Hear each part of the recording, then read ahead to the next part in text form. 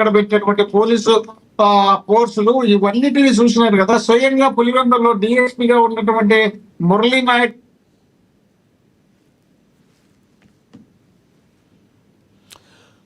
Struck అయ్యారు. మోహన్ రెడ్డి గారు, any problem అక్కడ? రైట్, మోహన్ రెడ్డి గారితో మళ్ళీ మాట్లాడదాం. ఆయన అక్కడ స్ట్రక్ అయినట్టున్నారు. స్థానిక ఎన్నికల్లో లక్ష్యంగా వైసీపీ అధినేత జగన్మోహన్ రెడ్డి పార్టీ శ్రేణులకైతే దిశానిర్దేశం అయితే చేశారు. అయితే మోహన్ రెడ్డి గారు అంటాం ఏంటంటే, అది ఎక్కడైతే టీడీపీ కానీ జనసేన కానీ బీజేపీ కానీ ఎవరైనా దౌర్జన్యాలు చేస్తే మాత్రమే చేయమన్నారు, కానీ ఏకగ్రీవాలకి వ్యతిరేకనని చెప్పలేదని మోహన్ రెడ్డి గారు చెప్తున్నారు. మోహన్ రెడ్డి గారు కనెక్ట్ అయినట్టున్నారు. మోహన్ రెడ్డి గారు కంటిన్యూ చేయండి ప్లీజ్. అదే ప్రాబ్లం వచ్చి నేను ఆ విధంగా చెప్పినారు తప్ప వేరే విధంగా చెప్పలేదు. రెండోది, నీకు ఇప్పుడు పులివెందుల ఎన్నిక మనం చూసినాం కదా, అక్కడ ఎన్నికల ప్రచారం పోతే ఒక గ్రంథాలయ చైర్మన్ భర్త అతని పైన మా ఎమ్మెల్సీ బీసీసీఎల్ రాష్ట్ర అధ్యక్షుడుగా పనిచేస్తున్నటువంటి మా యాదవ్ పైన అక్కడ వాళ్ళు చేసినటువంటి దాడులు, దౌర్జన్యాలు, అక్కడ జరిగినటువంటి పోలీసులు, ఆ పోలీసులు అక్కడ ఉన్నటువంటి డిఎస్పీ గారు స్వయంగా జగన్మోహన్ రెడ్డి గారి క్యాంపస్ దగ్గరికి వెళ్ళి నా కొడకల్లారా కాలుస్తారు ఏమనుకున్నారు అని చెప్పి వాళ్ళు డామినేషన్ చేయడం కానీ, ప్రతి గ్రామంలోకి నైట్ కి నైటే రౌడీలు వెళ్ళి ఆ రౌడీలందరినీ బెదిరించి అక్కడ ఉన్నటువంటి ఏజెంట్లు లేకుండా తప్పు 2000 మంది పోలీసులు నుండి కేవలం 10 బూతులు ఉన్నాయి. అక్కడ 10 పోలింగ్ స్టేషన్లు ఉంటే అక్కడ 2000 మంది పోలీసులతో పాటు ఒక డిఐజీ, డిఎస్పీ, ఎస్పీ మొత్తం పోలీసులందరినీ దించి రాత్రికి రాత్రి ఆ ఊర్లో ఉన్నటువంటి వ్యక్తులందరినీ మీరందరూ పారిపోవాలా ఉన్నారంటే మీ పైన కేసులు పెడతాం, మాకు బయట నుండి ఉన్నాయి కాబట్టి మీరు మాకు సహకరించకపోతే మీరు ఇబ్బందులు పడతారని చెప్పి దౌర్జన్యం చేసినారు. కాబట్టి ఆ దౌర్జన్యం చేసే పరిస్థితి ఇవి స్టేట్ ఎన్నికలు కదా. అదంటే ఒక నియోజకవర్గం, ఒక మండలంలో జరిగేటప్పుడు పోలీసులు వాళ్ళకి కావాల్సినటువంటి మొత్తం నిన్నంతా దించుకోవడానికి అవకాశం ఉంటుంది. ఆ అవకాశం లేకుండా మీరు మీ నియోజకవర్గాల్లో ఉన్నటువంటి లీడర్లు, మీరు క్యాడర్, ఇప్పుడు వాళ్ళకు ఈ క్యాడర్ కి 5 సంవత్సరాలకు ఒకసారి వచ్చే ఎన్నిక ఇది. ఈ ఎన్నికల్లో క్యాడర్ ను మన కోసం పార్టీని మనను మోసేవాళ్ళు, ఆ మోసే వాళ్ళకు మనం సపోర్ట్ గా నిలబడాల్సిన బాధ్యత ఇన్ఛార్జ్ ఉంటుంది. ఆ ఇన్ఛార్జీలుగా ఉన్నటువంటి మీరు సీరియస్ గా తీసుకుని ఎక్కడే గానీ యునామినస్ కావద్దు అంటే ఇక్కడే కానీ మన వాళ్ళని బెదిరించి కానీ, మన వాళ్ళను లోపరుచుకొని కానీ, మన వాళ్ళని ఇబ్బందులు పెట్టి కానీ ఈ విధమైనటువంటి పరిస్థితులు రాకుండా చూసుకోవాల్సిన బాధ్యత మీది.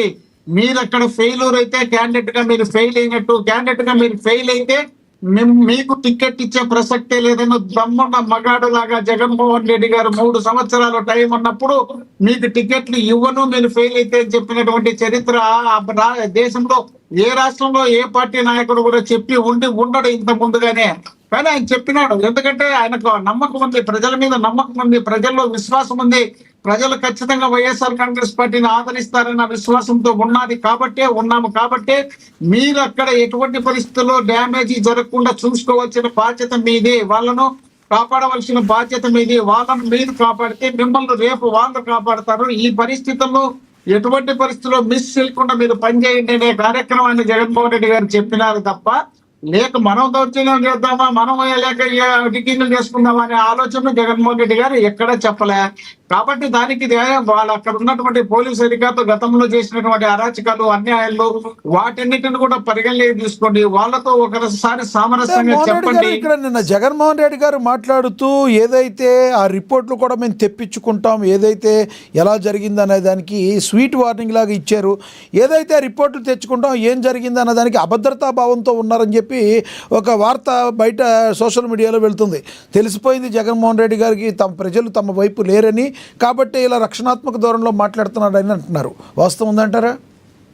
ఇప్పుడు నాకు విమర్శించడం పెద్ద ఇష్టం ఉండదు, కాకపోతే ఏమంటే మీరు విమర్శించడం చేస్తారు కాబట్టి విమర్శించాల్సి వచ్చారు. ఇప్పుడు గత ఎన్నికల్లో జగన్మోహన్ రెడ్డి గారు ముఖ్యమంత్రి అయిన తర్వాత స్థానిక ఎన్నికలు వస్తే ఆ స్థానిక ఎన్నికల్లో అంతకుముందే స్థానిక ఎన్నికలు జరపాల్సిందే. చంద్రబాబు నాయుడు గారు 14 నుండి 19 వరకు ఉన్నప్పుడే జరపాల్సింది, జరపలేదు. జరపకపోతే జగన్మోహన్ రెడ్డి గారు వచ్చిన తర్వాత జరుపుతామని నోటిఫికేషన్ ఇచ్చిన తర్వాత ఎన్నికల కమిషన్ గా ఉన్నటువంటి నిమ్మగడ్డ ప్రసాద్ గారు కేవలం మూడు కరోనా కేసులు వచ్చినాయని చెప్పి వాళ్ళ కోసం డైవర్ట్ చేసి ఎన్నికలు జరపకుండా చేస్తే, ఆ తర్వాత ఎన్నికలకు వచ్చినప్పటికీ మళ్ళీ మేము సిద్ధమైతే చంద్రబాబు నాయుడు గారు ఇట్లా చేతులు ఎత్తేసి మేము స్థానిక ఎన్నికల్లో పోటీ చేయలేదు, చెయ్యబోము అని చెప్పి ప్రకటించుకున్నారంటే భయం అనేది అది సార్. మేము ఇది భయం కాదు, ఇది భయం కాదు. మీరు ఎక్కడైనా ఫెయిల్ కావద్దు. మీరు ఫెయిల్ అయితే, లీడర్ గా ఫెయిల్ అయితే, మాకు ఫెయిల్ అవుతాము, మా పార్టీ ఫెయిల్ కాదు, లీడర్ గా ఫెయిల్ అయితే మీరు అనారోగ్యాల కింద కట్టుకొని మీకు టికెట్ ఇచ్చే పరిస్థితి ఉండదు. దాన్ని మీరు ఖచ్చితంగా పాటించి పని చేయవలసిన బాధ్యత మీ పైన ఉంది అని చెప్పడం జగన్మోహన్ రెడ్డి గారు తప్ప, జగన్మోహన్ రెడ్డి గారు మీ రిపోర్ట్ తెప్పించుకుంటామంటే ఏంటి రిపోర్ట్ తెప్పించుకుంటామంటే మీరు ఆ క్యాడర్ కు ఇరకబడి ఉన్నారా లేదా? తెలుగుదేశం వాళ్ళు దౌర్జన్యం చేస్తున్నారు అనుకోండి, దౌర్జన్యం చేసిన వాళ్ళకు మీరు సపోర్ట్ చేయాల్సిన బాధ్యత ఉందా లేదా? లేదు పోలీసు వాళ్ళు వచ్చి ఒత్తిడి చేసి కేసులు, అక్రమ కేసులు, అన్యాయము పెడతామని చెప్తే వాళ్ళకు మీరు ఎదిరించి చెప్పవలసిన బాధ్యత మీ పైన ఉందా లేదా? మీరు వాళ్ళ ఏదైనా ఇల్లు ఆర్థికంగా వాళ్ళు వచ్చి పూర్తి స్థాయిలో ఖర్చులు పెట్టి విపరీతంగా దాడులు, దౌర్జన్యాలు చేసినప్పుడు వాళ్ళని అరికట్టాల్సిన బాధ్యత మీ పైన ఉంటుందా ఉండదా?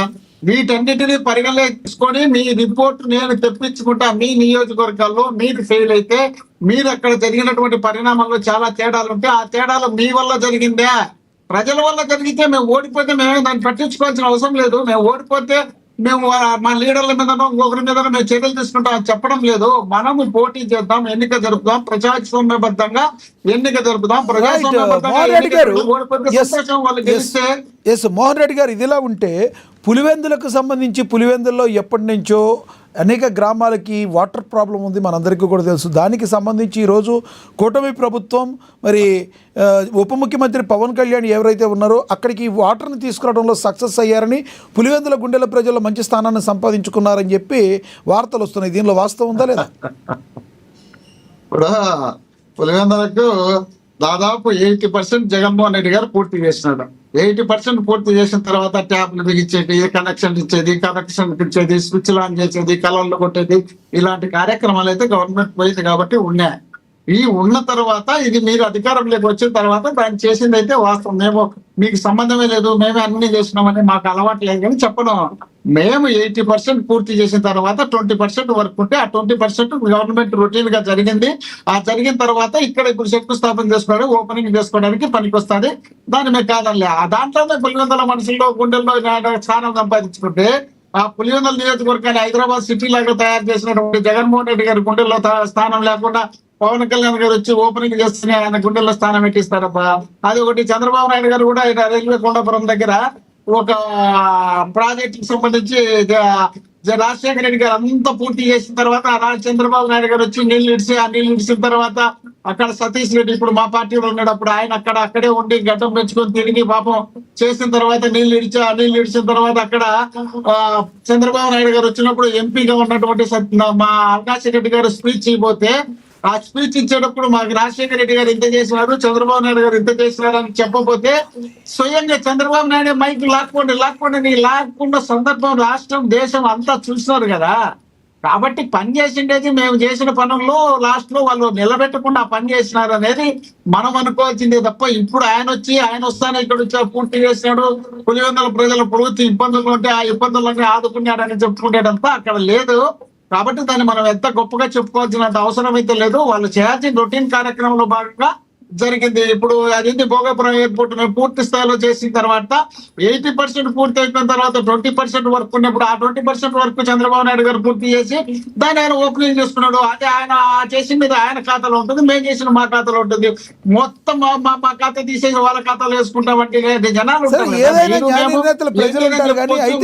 అనుకోవచ్చు. అనుకున్న తర్వాత అనుకోవడానికి లేదు కదా. ఇంకొక క్వశ్చన్, ఇది మీరు ఒక ఆడియో ప్లే అవుతుంది, వీడియో ప్లే అవుతుంది, మేఘన గారిది, జోగి రమేష్ గారి కోడలిది. ఆ బయట ప్లే చేయండి ఒకసారి. ఏంటంటే నాకు పెళ్లికి ముందు వీళ్ళు హిందూస్ అని చెప్పేసి పెళ్లి చేశారు, కానీ పెళ్ళైన వెంటనే నాకు తెలిసిన విషయం ఏంటంటే వీళ్ళు క్రిస్టియన్స్. వాళ్ళు లోపల